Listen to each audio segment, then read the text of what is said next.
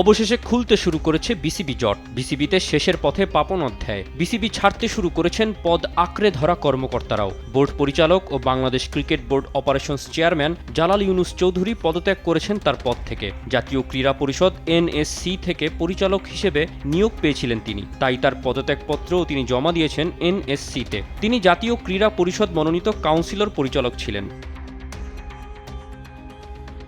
তবে আরেক পরিচালক আহমেদ সাজ্জাদুল আলম ববিকে এনএসসি থেকে পদত্যাগ করতে বলা হলেও পদত্যাগ করেননি। অপেক্ষায় আছেন এনএসসি থেকে অপসারণের সিদ্ধান্তের। জাতীয় ক্রীড়া পরিষদের কোটায় দুজন সবশেষ নির্বাচনে বিসিবির পরিচালক নির্বাচিত হন।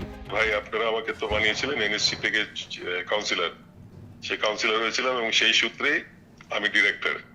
এখন আপনারা যদি অন্য কোনো চিন্তা থাকে এগুলো আপনারা করেন, করে আমাকে জানাই দিয়ে। এরপর ০২ পদে দুজনকে মনোনীত করবে অন্তর্বর্তীকালীন সরকার। এর মধ্যে একজন দায়িত্ব নেবেন বিসিবি সভাপতির। অনেকের নামই ঘুরে ফিরে আসছে সেই বোর্ড সভাপতি হবার তালিকায়। বিভিন্ন মাধ্যমের গুঞ্জন ফারুক আহমেদ, সৈয়দ আশরাফুল হক ও নাজমুল আবিদিন ফাহিমকেও দেখা যেতে পারে সেই দায়িত্বে। এছাড়াও অনেকের নামই রয়েছে নতুন বোর্ড পরিচালক বানিয়ে প্রজ্ঞাপন আসার তালিকায়। এখন শুধু অপেক্ষা। যে কোনো সময় পাওয়া যেতে পারে পুনর্গঠিত ক্রিকেট বোর্ড, যাদের মূল এবং প্রথম চ্যালেঞ্জ হবে নারী টি-20 বিশ্বকাপ, যেটার সিদ্ধান্ত আসতে যাচ্ছে আগামীকালের মধ্যেই। কারণ আইসিসি বোর্ড মিটিং বসতে যাচ্ছে মঙ্গলবার। সেখানেই অনলাইন বোর্ড মিটিংয়ে আসবে চূড়ান্ত সিদ্ধান্ত।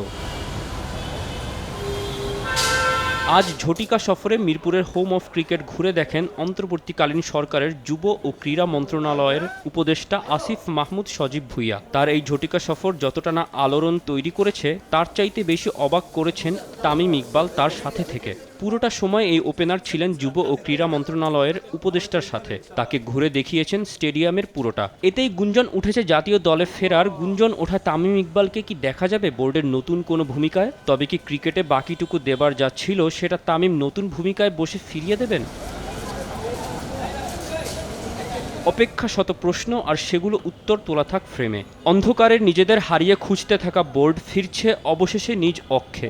সেটাই এই গধূলি সন্ধ্যায় ক্রীড়াপ্রেমীদের জন্য বড় পাওয়া হয়ে থাকবে। ধন্যবাদ পেতেই পারেন টালমাটাল অবস্থায় দেশের ক্রীড়াঙ্গনের হাল ধরবার জন্য যুব ও ক্রীড়া মন্ত্রণালয়ের উপদেষ্টা আসিফ মাহমুদ সজীব ভুঁইয়া। আর যদি দেশের মাটিতে টি-20 বিশ্বকাপ আয়োজন করাই যায়, তবে সেটা সত্যিই হবে মাইলফলক।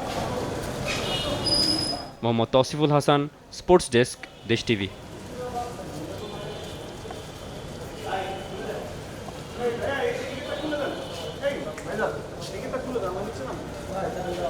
কার কাছে আছে? এটা তো খোলা ছিল একটু